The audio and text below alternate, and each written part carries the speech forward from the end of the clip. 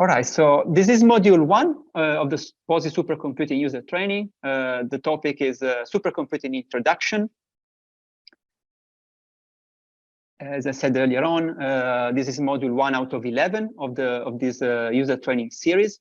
We're going to cover the first 6 modules today and the second bunch tomorrow. This first module has the following learning outcomes, which includes an introduction to how to measure computational performance, just to give you an idea of what it means to be using a supercomputer. We're going to cover what are the major parts of a supercomputing, including the interconnect, the compute nodes, and whatsoever. And we're also going to describe these components in the specific case of Setonix, our new supercomputer. And these are, as I said, these are the signs for key callouts to watch for during the session. So let's get started with an overview of a supercomputer architecture. And this is just a little slide to get you familiar with the concept of computational performance. So can you do these 4 operations in 1 second? Probably a bit tricky.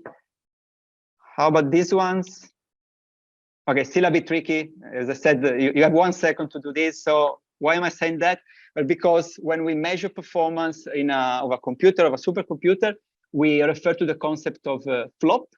So flop means floating operation per second. So floating operations means mathematical operations performed on numbers with decimals. And so flop is 1 math operation per second. We need to go high because supercomputers are quite performant, have a quite large computational capacity. So we're going to need to go to the petaflop scale, which means a quadrillion flops. So 1 and 15 zeros after the 1. This is pretty much as many operations as a typical supercomputer can do these days. So Magnus, our previous supercomputer, had actually 1.1 petaflop in power. So that's pretty much how much you could do in a second.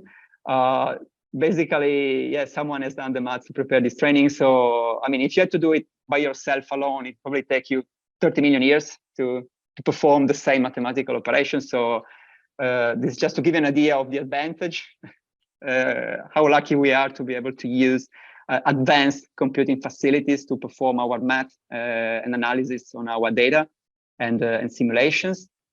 So Magnus was 1.1 petaflop. Setonix, when it comes to full deployment next year, will be 50 petaflops, so 50 times the power of Magnus, or 50 petaflop, or 50 floating point operations per second. And this is how actually people around the world measure and compare the power of various supercomputers. So the number 1 in the world stands at about 1,000 petaflops, so 1 exaflop of power. Then we have number 2, which is around 400 petaflop. This mysterious number 57 is around 10 petaflop.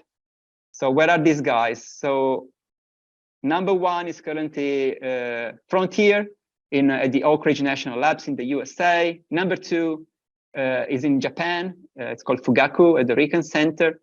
And number 57 is actually quite notable because it's here in Australia. It's Gadi at NCI in Canberra. And right now, the phase 1 of Setonix stands around 2 petaflop. And so it's already in the official list worldwide. It's number 340. So we can't wait for it to be fully deployed early next year so that it will reach about 50 petaflops in power and climb the ladder of the most powerful HPC centers in the world. All right, this is just to open up a bit on the performance of supercomputers and where Setonix currently stands and will stand in the future. This slide is just to give you an idea of why we are deploying this type of systems, and probably you're also aware of your own examples around your own research. So there's a variety of scientific domains that are currently hosted at Pawsey, and the corresponding science is accelerated thanks to the compute capabilities of our systems. Some of the most notable ones are astronomy and radio astronomy, but we also host research in agriculture, health, energy, resources, as well as other domains in chemistry, material science, engineering, emerging HPC domains, such as life sciences, a bit of social sciences and other domains as well. So there's a whole lot of various domains that are currently running on our systems. So now I would like to give you an idea of how to picture a supercomputer when we talk about it. So I showed you before a nice graphics of what Setonix will look like when fully deployed, but what's inside a supercomputer. And I mean, you don't need to know everything, but it's good just to have an idea of how these guys are being built. And it's actually kind of a layered hierarchical structure. So if you follow this arc here on the left, the building block are these compute blades. And you can imagine a compute blade as a very large motherboard. So the motherboard that would be inside a desktop computer, just a bit larger, because each of these blades will host, at least in the case of Setonix, 4 compute nodes. To give a practical idea, this means typically 8 CPU sockets. So 8 of those CPU chips that also power a typical desktop computer. So this is a compute blade.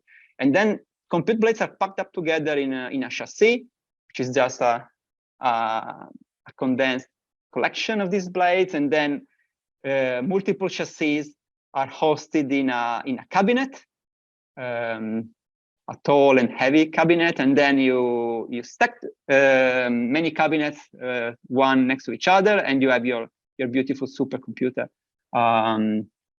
in the white space. So every time we talk about the supercomputer, that's kind of what we have inside it, hardware-wise. Keep in mind that in the end, the compute power comes from the CPU sockets inside the compute blades. Well, actually, in Setonix phase 2, we're also going to have compute blades with GPU sockets in addition to CPU sockets. So that being said, let's move to a kind of a more abstract representation of a supercomputer, and that's quite helpful because during this training module and in the following training modules, we're gonna comment on some of the specific key components of a supercomputer, which are the ones you need to be a bit familiar with in order to use it effectively. And so let's get started with probably the first thing we're gonna meet when we do the first hands-on in the next module, so the login nodes. The login nodes are dedicated servers that are just meant to allow users to access the system. So they are the access point of the supercomputer. They're not powerful. They're not meant to be used for running stuff, for running simulations. They're just meant for access.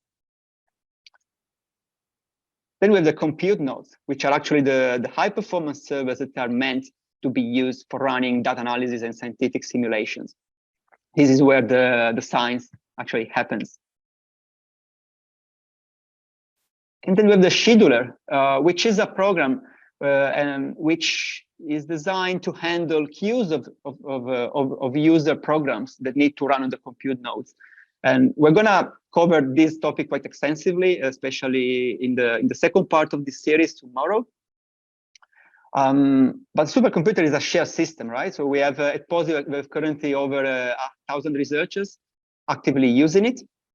So there's no way that all of the researchers' workflows can run at the same time. So we need a scheduler to handle a queue of job executions on the compute node. So it's not only the compute nodes that are performant, we also need high performance storage to keep the overall performance high. So these are performant fast drives that are used as scratch space during the computations. They need to be fast too, not to become the bottleneck of the actual computation. So we're going to cover this topic in more detail later as well. And finally, another key component are the data movers nodes. And these are kind of similar to the login nodes. These are service nodes dedicated for a very special purpose. In this case, data transfers between the high performance storage and other storage in the system, as well as between the Pawsey systems and the external world. And again, this is meant not to overflow the login nodes and the compute nodes with tasks that are not designed for.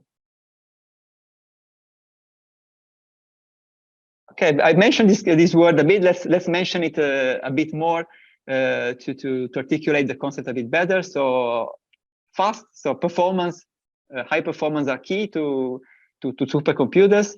The individual compute nodes, the individual compute CPU and GPU sockets in the compute blades of a supercomputer are not too different from an expensive workstation you could buy yourself. But what makes the overall system an high performance system is the way these compute nodes are tied up together, are connected together. So there needs to be fast communication. So high-speed network, high-speed fibers that connect together the compute nodes to make a supercomputer really super. And so this is key. So, and then there is faster communication and expensive communication inside each compute unit, inside the compute blade between CPU, GPU, and memory. But there is also fast communication in between the individual compute nodes. And that's what makes the collection of all these nodes special and more powerful than just the sum of a large number of what would be just very expensive workstations. So fast communication between every component of the system is key. And this is and so one of the most special components in this high performance network is actually the interconnect. So the interconnect is a dedicated fast network whose only job is to enable the compute nodes to exchange data during the computation, during your analysis workflows and simulations. There is no other communication happening. The interconnect is not using for connectivity to the outside world or connectivity to the disk, to the storage. It's only used for communication between the CPUs and GPUs during the computations to make them as efficient as possible. And this is a piece of hardware that is very special and unique to supercomputers. This is a picture from our previous system, Magnus. So when we have this collection of nodes connected together by high-speed performance interconnect and network, we can then perform computations in parallel. And this can mean many things depending on the domain, depending on the type of workflow. But just to give you an idea, of course, if you have thousands or hundreds of tens of thousands of CPUs and GPUs, you can, for instance, perform many calculations at once rather than just one. And that's case number 3 here. But you can also design algorithms that are able to execute in parallel across many CPUs and GPUs. And so the same program can run faster. But this leads to the most important outcome of using a supercomputer. Once you have that algorithm that is able to work to scale over many compute units, you can then solve larger problems that could not be solved if you were just putting together a bunch of workstations without a specialized interconnect and other specialized high-performance hardware. So yeah, fast interconnect and high-performance parallelism in a supercomputer go pair-to-pair. And as I said before, and we're going to cover this in more detail in one of the next modules, we also need high-performance storage so that when we need to write or read data from disk, that is not too much of a big bottleneck. So we need fast storage that is able to be used by many users at the same time, and that is able to communicate responsively with the compute nodes during the workflows, during your computations. Okay, so this was just a quick overview of what is a supercomputer, why we use it, what are the main and important components to keep in mind. We're going to go back over each one of them in the next modules. For now, let me show you what all of those mean in the case of Setonix. Setonix has been integrated as part of whole Pawsey systems during 2022. This is again the beautiful representation of what the full system will look like when it gets fully deployed next year. Setonix is connected through fast network to the rest of the Pawsey systems, so which means the high performance storage here on the top left, but also the other legacy systems, Topaz, Garawala, ASCAP systems. Crucially, also to the interface that enables communication with our large capacity storage systems, Banksia and Acacia. We're going to cover Acacia in one of the next modules as well. And the same network also enables communication to the outside world. So this is all being integrated during 2022, and Setonix is now fully operational. What does it look like in terms of what I just told you? So during the phase 1 of Setonix, which is what is currently available to users, we have the login nodes, which I mentioned briefly in the previous overview. We have the compute nodes, which are the brain of Setonix, about 500 CPU compute nodes, and another bunch of high memory nodes that make up the full computational power of phase 1 of Setonix. There are also the data mover nodes, that I also mentioned before, needed to transfer data in and out, Pawsey, and also in between the various components. 16 visualization nodes that are actually currently under deployment inside Setonix. Crucially, the network that connects all of the components together and with the external world, and even more crucially, the high-performance interconnect that just connects together the compute nodes to enable fast computations and better science. And finally, this is also a new piece of deployment that made its way to Pawsey this year, the Acacia object storage that is meant for managing and archiving your project data as you use Pawsey. This will be covered in the next module of this series.